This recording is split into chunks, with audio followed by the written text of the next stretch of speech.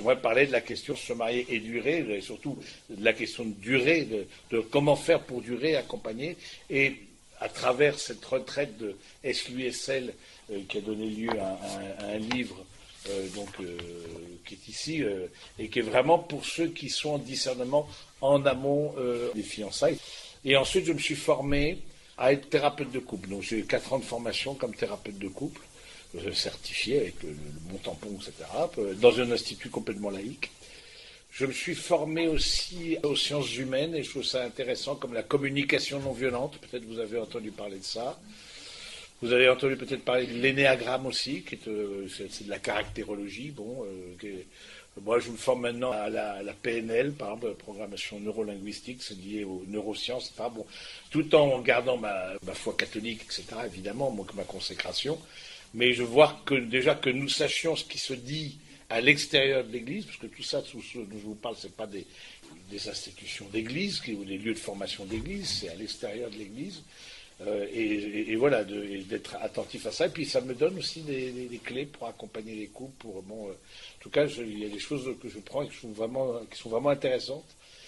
D'autres ont réfléchi à la relation avant nous, hein, et d'autres réfléchissent actuellement à la relation. Et donc l'idée, c'était à travers cette retraite SLUSL, et puis c'est vraiment d'endiguer, je vais dire endiguer, en tout cas, d'avoir un lieu au moins pour détecter de possibles difficultés dans le couple, éviter les séparations, en tout cas éviter le mariage. Éviter le mariage, surtout le mariage à l'église, qui a un effet cliqué dans le mariage à l'église, qui fait que c'est un mariage qui est sacramentel, qui est pour la vie, etc. Et c'est comme ça que j'entends le mariage, je trouve ça très bien, et c'est ça qui est intéressant, et c'est ça qui répond au cœur aussi de beaucoup, hein. Je pense que ne perdons pas de vue, hein, même si la société ne véhicule plus des valeurs chrétiennes, beaucoup veulent aussi construire un couple durable et fidèle, si vous voulez. Je pense que c'est important, ça, pour les personnes. Et nous, alors, ça fait partie de notre ADN, on a un savoir-faire dans l'accompagnement. Par exemple, moi, je regrette beaucoup qu'il n'y ait pas de préparation mariage civile, par exemple. Qu'il y ait beaucoup de choses que je peux dire à des fiancés, beaucoup peuvent l'entendre, parce que c'est plutôt une préparation à la vie de couple que je fais qu'à la cérémonie en elle-même. Donc ça a donné lieu à un livre Se marier et durer, qui sont plutôt, donc c'est pour les préparations au mariage, et puis un peu les premières années de vie matrimoniale.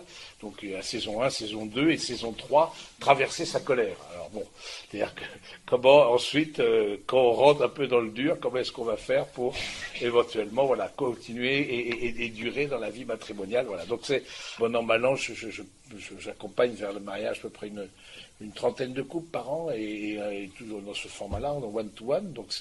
Et ça va faire 20 ans maintenant que je fais ça. Et puis aussi la question des retraites de discernement, donc SLUSL. On sent qu'il y a une vraie demande, justement parce que il y a tellement d'insécurité aussi pour pouvoir être encouragé. Donc voilà un peu qui vous avez en face de vous.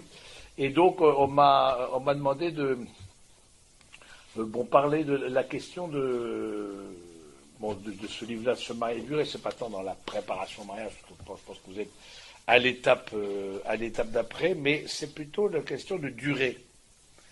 Je trouve la question de durée, c'est comment au fond traverser l'épreuve et durer. Déjà, peut-être même en amont, reprendre conscience que déjà pourquoi se marier. Pour beaucoup de nos contemporains, même le mariage civil n'est pas du tout une évidence. C'est pas du tout clair. Je veux dire, pourquoi se marier, etc. Alors, se marier à l'église, c'est encore moins clair, ou en tout cas pas forcément pour les bonnes raisons. Et je trouve ça intéressant de prendre conscience, en tout cas dans notre vision, nous, comme catholiques, que l'on a du mariage. Je trouve que c'est important de prendre conscience que dans le oui que vous vous êtes donné l'un à l'autre, au moment du mariage, d'autres sont embarqués. Vous voyez, je pense qu'il y a cette conscience de faire partie d'un corps. Il y a cette conscience d'être vraiment... et ça, je pense que c'est c'est quelque chose qui est important. Bien sûr, alors vous avez les enfants, voire les petits-enfants, pour certains d'entre vous, je vois quelques cheveux blancs dans l'Assemblée, etc., en plus des miens. Mais du coup, voilà, des petits-enfants aussi. C'est là où on se dit, on prend conscience que dans le oui, vous prenez ou reprenez conscience, mais même si vous le savez, dans votre oui, même dans le oui d'un prêtre, etc., beaucoup sont embarqués. Hein, certes, c'est une démarche absolument personnelle, mais c'est pas une démarche solitaire, le mariage. Et le fait de se marier, moi je pose la question justement aux jeunes, mais pourquoi est-ce que vous voulez vous marier, etc. Mais de prendre conscience qu'on veut célébrer. Et la grâce du mariage à l'Église, c'est une célébration. Une célébration, c'est-à-dire qu'on veut dire à la communauté chrétienne, mais aussi de façon plus large, aux amis, peut-être même aux collègues avec qui nous travaillons, etc. Nous voulons dire, voilà, maintenant, qu'est-ce que nous avons fait comme choix de vie. Et le fait de prononcer une parole, je trouve ça c'est important, c'est que tout commence par une parole. Tout commence, et Dieu dit, tout commence par une parole. Hein, et on a peut-être perdu avec peut-être trop, on est trop dans l'image et moins dans la parole, mais perdu la dimension de la force d'une parole. Le sacrement, c'est une parole. Et tous les sacrements sont des paroles. Une parole qu'un geste accompagne, hein, pour l'Eucharistie, pour le baptême, etc., etc. Mais dans le sacrement de mariage, vraiment, c'est le seul sacrement qu'on reçoit à deux. Tous les autres sont des sacrements personnels, individuels, voilà, baptême, confession, confirmation, etc. D'où le challenge. D'où le challenge de quoi? De comment continuer à dire je tout en disant nous. C'est-à-dire comment faire que le couple ne soit pas l'absorption des individualités, la fusion des individualités, mais que le couple conserve à la fois la dimension personnelle et en même temps un destin commun. Oui, je pense que c'est notre challenge aussi comme communauté religieuse. Certains d'entre vous connaissent bien l'abbaye, etc. Comment on est une trentaine de frères, on ne s'est pas choisi. Alors, à la différence de vous, vous êtes choisis, mais nous, on ne s'est pas choisi, et peut-être on ne se serait surtout pas choisi, peut-être du reste, mais bon. Et en même temps, des caractères très différents, c'est impressionnant notre communauté de ce point de vue-là. Et on se dit, mais comment c'est la grâce de Dieu, c'est vraiment la grâce de Dieu qui nous fait tenir ensemble. Mais à la fois, donc, l'affirmation des individualités, mais comment et en même temps l'affirmation d'une communauté, d'une communion. Hein, et donc pour ça qu'on a une règle de vie, c'est pour ça que parce que c'est pas intuitif la vie religieuse, elle est très particulière par rapport au mariage qui a une dimension naturelle. Je veux dire, la vie de couple, c'est déjà dans la création, hommes et femmes, il les créa. Donc je trouve ça intéressant de reprendre conscience que au fond, et ça fait partie de la durée. Peut-être au début, au tout début, un peu tout feu, tout flamme, etc. Mais on fait tout ensemble, on veut tout, on n'ose pas se contredire. Moi, dans les couples que j'accompagne, je dis est-ce que vous vous disputez? C'est important de se disputer aussi. Alors, faut pas que se disputer, mais c'est important de ne pas être d'accord. Est-ce qu'il y a des moments où vous n'êtes pas d'accord? Parce que vous voyez, il y a comme quelque chose qui traîne dans notre société, que aimer, c'est forcément la fusion, c'est forcément dire oui à tout, c'est surtout pas de friction, etc. Non, pas du tout. C'est pas ça, nous n'avons pas ce langage-là. C'est pas notre manière de voir comme disciples de Jésus, etc. Nous, c'est pas du tout comme ça qu'on voit les choses. On pense que aimer, premièrement, c'est pas intuitif, c'est pas spontané. Il n'y a qu'à que chacun se regarde. Pendant le temps de carême, ça a été un temps propice pour ça. C'est pas intuitif, c'est pas spontané, parce que forcément, et aimer, sinon pourquoi Jésus en aurait fait un commandement si c'était spontané? C'est pas spontané. Aimer, c'est la volonté qui se met en acte. On veut le bien de l'autre, et réciproquement. C'est pas une relation d'aide, comme vous pouvez avoir avec vos enfants, vos petits-enfants, ou certains sont dans l'enseignement, ou dans le soin, dans la santé, etc., etc. Bon, là, vous êtes dans la relation d'aide. Dans la vie matrimoniale, vous êtes dans un amour qui est volontaire, que vous dites oui, et on vous a posé la question le jour de vos noces, voulez-vous prendre votre mari pour femme, etc. Et vous avez répondu oui, je le veux. Vous n'avez pas dit oui, je l'aime. On ne vous a pas posé la question si vous l'aimiez. On vous a demandé ce que vous le voulez. Parce qu'aimer, c'est vouloir, et vouloir, c'est aimer. Vous voyez, donc je pense que déjà de partir comme ça, de dire tiens, si c'est pas intuitif, c'est pas spontané, c'est le fruit d'une volonté en mouvement, ça donne une espérance. Ça donne une espérance, parce que justement, ce n'est pas une sorte d'amour transi, fusionnel, etc., où on oublierait qui l'on est, où on se fond dans l'autre, ou voilà, marié au premier regard. Et divorcé au deuxième, vous voyez ce que je veux dire. Donc, ça veut rien dire, marié au premier regard. Ça. Moi, je ne crois pas du tout à l'homme, la femme de ma vie. Je ne crois pas du tout à ça. Je n'y crois absolument pas. Il y a des styles d'hommes, il y a des styles de femmes qui nous correspondent. C'est évident. C'est évident que même depuis que vous êtes mariés, il y a des personnes qui ont attiré votre attention. C'est normal. Simplement, vous avez fait un choix. Vous avez fait un choix, vous avez pris une décision. Et je pense que la question de durée, c'est un point dont je parle dans le livre, etc., la question de la fidélité. La fidélité qui, je le rappelle, est aussi dans le Code civil, mais bon nombre de séparations viennent d'adultère. Un grand nombre. Donc moi, la première chose que je questionne, c'est la question de la fidélité. Bon, j'arrête des préparations au mariage, quand à cette étape-là de préparation au mariage, il y a déjà des infidélités.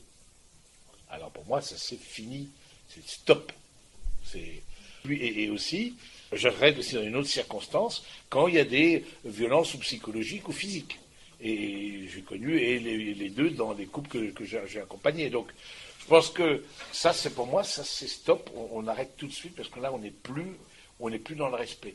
Alors, en tout cas, moi, je ne sais pas accompagner. Je ne suis pas la bonne personne pour accompagner des couples qui, dès leur fiançailles, donnent un coup de canif au contrat. Pour moi, ça c'est bon. Là, c'est pas dans mon logiciel, etc.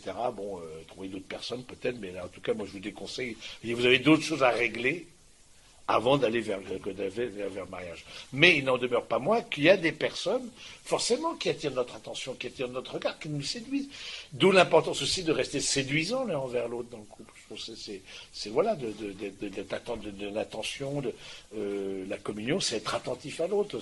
Voilà, de surprise, de cadeaux, les fameux langages de l'amour, vous savez, vous connaissez ça par cœur. Donc, voilà, donc, je trouve ça important d'être séduisant, de garder. Mais vous serez aussi séduit par d'autres personnes. C'est normal. Parce qu'il n'y a pas l'homme, la femme de ma vie. Donc, dire oui à l'un, c'est dire potentiellement lui, oui, non à 3, 4 milliards de personnes avec qui j'aurais pu éventuellement fonder un couple. Donc, c'est un choix. Et nous, voilà, c'est vraiment un choix. Donc, parce qu'on rentre dans une logique de don. C'est ça la vie matrimoniale, c'est ça la vie chrétienne. C'est rentrer dans une logique de don. C'est une logique de don qui fait que je suis à l'image, à la ressemblance de Dieu, parce que Dieu est aussi don. Don de lui-même. Dieu nous a aimés le premier. Ça, on le sait très bien. Et il nous a envoyé son Saint-Esprit et ses dons pour pouvoir suivre les paroles du Seigneur et être des disciples. Donc je trouve ça intéressant de dire, tiens, voilà, on rentre dans une logique de don, etc. Mais il y aura aussi, si ce n'est déjà fait, un combat intérieur. Envie de prendre sa valise, claquer la porte et aller voir ailleurs. 40% de ceux qui se marient l'ont. Donc, je vois pourquoi, dans votre cœur, ce ne sera pas passé. Je vous parlais d'un petit livre là, sur la colère que j'ai fait, etc. Il y a de la colère, parfois, c'est entre nous. Voilà, bon. Mais le fait de rentrer dans une fidélité l'un envers l'autre, c'est quelque part exprimer aussi la fidélité du Seigneur avec nous. Pourquoi il n'y a pas de divorce dans le mariage à l'Église? Parce que c'est un mariage qui est de toujours à toujours, parce que vous êtes, en recevant ce sacrement-là, vous êtes expression vous êtes les signes vivants de l'alliance que Dieu a scellée avec son peuple, qui est une alliance de toujours à toujours. Oui, c'est notre manière de voir. D'autres ont d'autres manières de voir, bon, très bien. Mais en tout cas, si on se marie à l'Église, on pense ça. Parce que le sacrement, se dire signe, vous êtes signe de cette alliance. Dans l'altérité, vous êtes différents, et ça c'est important aussi de prendre conscience de ces différents. L'autre est différent de vous. Ça me paraît capital. J'étais dimanche à Beauvais, donc avec les équipes Notre-Dame, et un monsieur qui intervient après mon topo me dit monsieur, une soixantaine d'années, je pense peut-être un peu plus âgé, me dit, pour moi, il y a un moment très important dans ma vie matrimoniale, je me suis rendu compte que ma femme ce ne serait jamais comme moi. Alors, mais monsieur, l'altérité, je vais parler un peu de l'altérité, je dis ça a été pour moi, parce qu'au début, je pensais que s'aimer, c'est être pareil. Pas du tout. Mais oui, c'est ce qui est véhiculé, cet homme-là, et il disait avec grande simplicité, etc. C'est vraiment l'homme de 70 ans à peu près, donc ma femme sera, et moi je ne serai jamais comme, et je ne suis pas appelé à l'être. Je ne suis pas appelé à l'être comme l'autre. Donc c'est comment challenger l'altérité, parce que c'est ça ce qu'on appelle l'altérité, c'est l'autre qui est autre que moi. Et c'est intéressant, moi quand j'ai fait mes études de théologie, on étudie la Trinité, vous savez, au séminaire, etc. Et je trouvais intéressant de voir que quand on approche avec grande humilité de ce mystère de la Trinité, il y a à la fois un mystère de communion, un seul Dieu, et à la fois une diversité des personnes. Père, Fils et Esprit Saint.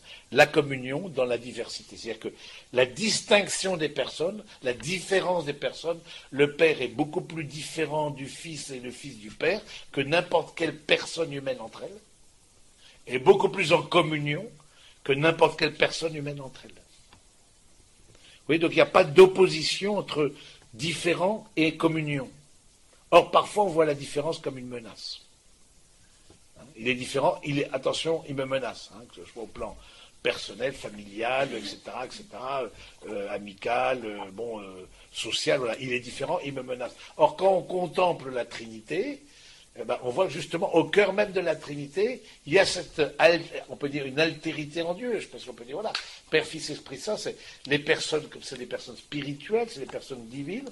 Bien, ces personnes divines, elles sont distinctes l'une de l'autre, beaucoup plus que n'importe quelle personne humaine, et évidemment, un seul Dieu, beaucoup plus en communion que n'importe quelle personne humaine. Donc, c'est intéressant de dire que, quelque part, la différence est condition de la communion.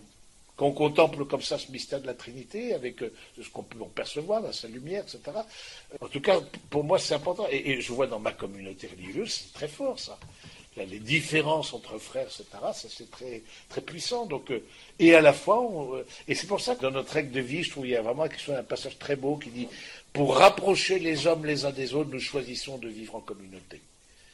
Je trouve qu'il y a la communauté religieuse, et puis avec une communauté de vie, c'est un peu différent d'une communauté paroissiale, c'est pas une communauté de vie, mais là nous on a une communauté de vie, on est sous le même toit, pour rapprocher les hommes les uns des autres, nous choisissons de vivre en communauté, et cette fraternité qui nous unit, avec ses épreuves, avec ses difficultés, comme tout un chacun, c'est pas... Voilà, et c'est important aussi de dire que forcément il y aura des... La différence, à un moment donné, sera une difficulté pour moi. Et c'est important, je vous dis ça aussi, de renoncer au paradis terrestre. Moi, j'étudie aussi, par ailleurs, en plus de ces questions de couple, j'étudie beaucoup le judaïsme. Et dans le judaïsme, en fait, il y a le Messie, c'est celui qui vient apporter le paradis terrestre. Et du coup, il nous interpelle, mais votre Jésus, il est sympathique, mais regardez, depuis 2000 ans, ça va plutôt pas vraiment bien. Je veux dire, les hommes s'entretuent, etc., etc. C'est un peu imparable, on ne peut pas trop leur dire grand-chose, quoi. Mais sinon, si ce n'est qu'on ne pense pas du tout de la valeur du Messie comme eux la pensent. Pour nous, c'est cieux nouveau et la terre nouvelle. C'est pas un paradis terrestre qui vient, que le Messie, pas un Messie politique. Et donc, je trouve ça intéressant de renoncer au paradis terrestre, c'est dans le couple, c'est de renoncer à ce que l'autre vienne me combler. Il y a toujours une part de solitude, que ce soit dans une communauté religieuse comme la mienne et comme d'autres, et que ce soit dans un couple, il y a aussi une part de solitude. Et c'est pas parce qu'il y a de la solitude que c'est mauvais, que c'est... Non, je pense que cette part de solitude, elle fait partie de tout être humain. Et les crises viennent du fait qu'on veut que l'autre comble ma solitude. Là, dans le mur direct. Parce que c'est pas du tout ça, le mémé. Et il y a une forme de béance en nous qui ne trouvera, je veux dire, son équivalent, qui ne trouvera sa complétude que dans le face-à-face avec Dieu. Notre cœur, Seigneur, est fait pour toi et nous n'avons pas de repos sans toi. C'est intéressant, par exemple, dans les noces de Cana. Les noces de Cana, que vous entendez souvent pour les noces de mariage, etc. Qu'est-ce qu'il y a au cœur des noces de Cana? Il y a un manque. Et ils n'ont plus de vin. Et je trouve que ça vient dire à tous les fiancés qui, dans leur inconscient, qui choisissent ce texte, mais en fait, ce que vous dites, c'est que l'autre ne vous comblera jamais. L'autre ne sera jamais le premier dans votre vie. C'est le Seigneur qui est premier. Et ça, c'est très libérateur. Les enfants, ce n'est pas les premiers dans votre vie. C'est très libérateur. Pour eux et pour vous. D'avoir, et la grâce que nous avons dans la foi, de mettre la transcendance au cœur même de notre vie, ça libère. Ça fait que l'autre n'a pas à être Dieu. L'autre n'a pas à combler comme Dieu comble, parce que forcément, à un moment donné, ça va rentrer en crise, parce qu'on attend de l'autre ce que seul Dieu peut donner. Vous voyez, je pense que c'est important justement de se mettre d'accord sur cette question de l'amour, sur cette question du lien matrimonial qui est un lien humble, aussi modeste, je veux dire, voilà, c'est une vie ensemble, faite d'amitié, d'affection, de tendresse, etc., de tension, voilà, mais je ne mets pas l'autre à la place de Dieu, ni mes enfants. Pour ça, moi, je suis toujours un peu perplexe, vous voyez, bon, il y a l'autre couple, là, j'accompagne, qui ont des enfants, bon, alors qu'en paroisse, c'est pratiquement la norme, mais je me dis, tiens, je leur ai dit, faites attention. Vous êtes d'abord un couple matrimonial avant d'être couple parental. Et je dis, faites attention, vous venez d'avoir un petit garçon archi mignon, etc. Je dis, bon, ok, mais c'est d'abord le oui que vous vous donnez qui est la source aussi de la communion, de la fécondité, qui est la source de... Voilà. En tout cas, pensez-vous d'abord comme couple avant de vous penser comme parent. Et ça, c'est un challenge. C'est-à-dire que moi, je vous interroge aussi, mes amis, qu'est-ce que vous mettez en place pour votre vie de couple? Qu'est-ce que vous mettez en place pour qu'on puisse dire à l'extérieur, bah oui, en fait, pour eux, c'est une priorité. Vous voyez que... Moi, ma religion, c'est la religion de l'agenda. Donnez-moi votre agenda, les amis. Hop, je regarderai. Hop.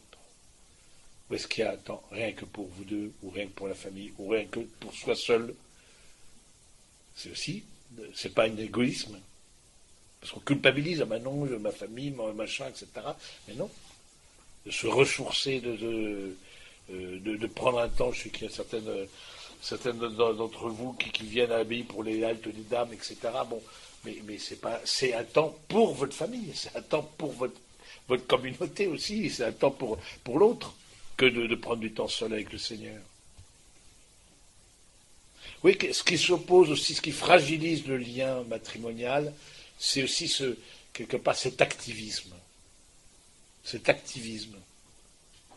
Faire dans 24 heures plus que 24 heures. Et c'est vraiment quelque chose qui est vraiment dans notre culture. Malheureusement, c'est dans notre culture et cet activisme, moi je vous interroge, où est la dimension contemplative dans votre vie? Il n'y a pas que les moines qui sont contemplatifs. On est tous appelés à contempler Dieu dans le face-à-face, c'est notre foi. Hein, je crois en la résurrection de la chair, etc. Je crois en la vie éternelle. Voilà. Et ce qui fait que cette vie éternelle, plus concrètement, du coup, elle prend chair aussi dans les temps de pause qu'on s'octroie, etc. Bon, de solitude, de contemplation, de méditation, de prière, de réflexion, etc. Choisi, et j'aime bien cette phrase de Bernanos, c'est dans son livre 1946, donc ça ne date pas d'hier, cette phrase de Bernanos qui dit la société moderne est un complot contre toute forme de vie intérieure. Hein, il disait ça, la société moderne est un complot contre toute forme de vie intérieure. Ces forces centrifuges, vous voyez, ces forces qui vous emmènent loin de vous-même, loin aussi du cœur à cœur avec le Seigneur et du cœur à cœur avec l'autre. Elles sont en nous, ces forces-là. Et pour nous aussi, religieux, on n'est pas mieux que les autres. On est comme les copains. Je veux dire. On a aussi ces forces-là qui nous... Puis avec l'Internet, que dirait Bernanos aujourd'hui. Voilà, je trouve que c'est important de dire que le fait de durer, ça a beaucoup à voir aussi avec la vie contemplative. Avec la dimension du repos, par exemple. La dimension du repos. Le repos qui n'est pas juste une absence de travail, mais le repos, c'est un lieu où on refait ses forces, un lieu où on se ressource, un lieu... Où est-ce que vous vous ressourcez personnellement, comme couple, comme famille? Où est-ce que vous reprenez des forces? Oui, je vous interpelle là-dessus parce que il y a une sorte de maladie du don qui serait dans un don H24, bon, etc., etc. Et c'est comme ça qu'on arrive à des burn-out, etc. Bon, mais parce qu'on n'a pas pris assez de temps pour le repos, pour refaire notre âme. Oui, je pense que c'est ça aussi qui fait qu'on tient dans la durée. On se donne les moyens d'eux. Mais si on ne donne pas les moyens d'eux, on est comme les copains. On ne peut pas dire Fontaine, je ne boirai pas de cette eau. Hein. C'est évident. Voilà, donc je trouve ça, je voulais parler de la question de la fidélité, parce que je pense que ça fait partie aussi de durer dans la fidélité. Donc on peut être attiré aussi par d'autres personnes, mais forcément il y a des styles d'hommes, de femmes qui nous attirent, c'est logique. Hein. Mais je trouve qu'aussi, moi je crois beaucoup à la fidélité, moi je distingue deux choses. Il y a la fidélité à l'intérieur du couple, la fidélité à l'extérieur du couple. Du couple vers l'intérieur, fidélité, j'appelle adintra, c'est-à-dire que vraiment, c'est rentrer dans une logique de don mutuel, c'est prendre soin d'eux, c'est une attention. Hein, c'est une attention, c'est une attention dans la durée, dans la... voilà, et même quand on a fait grosso modo le tour de l'autre, parce que c'est vrai qu'au bout de 15-20 ans de mariage, voire plus, on a quand même grosso modo fait le tour de l'autre, c'est rare que l'autre nous surprenne. Bon, donc, oui, c'est normal. Mais du coup, comment rester dans la durée, continuer dans la durée? Je trouve que c'est à travers cette fidélité à l'intérieur du couple, hein, et ce manque de... C'est vrai, si je n'ai d'appréciation, d'encouragement, de paroles valorisantes que avec un collègue ou une collègue, etc., et j'ai rien dans mon couple, évidemment, c'est la porte ouverte à l'infidélité de l'extérieur du couple, pour le coup. Hein. Donc...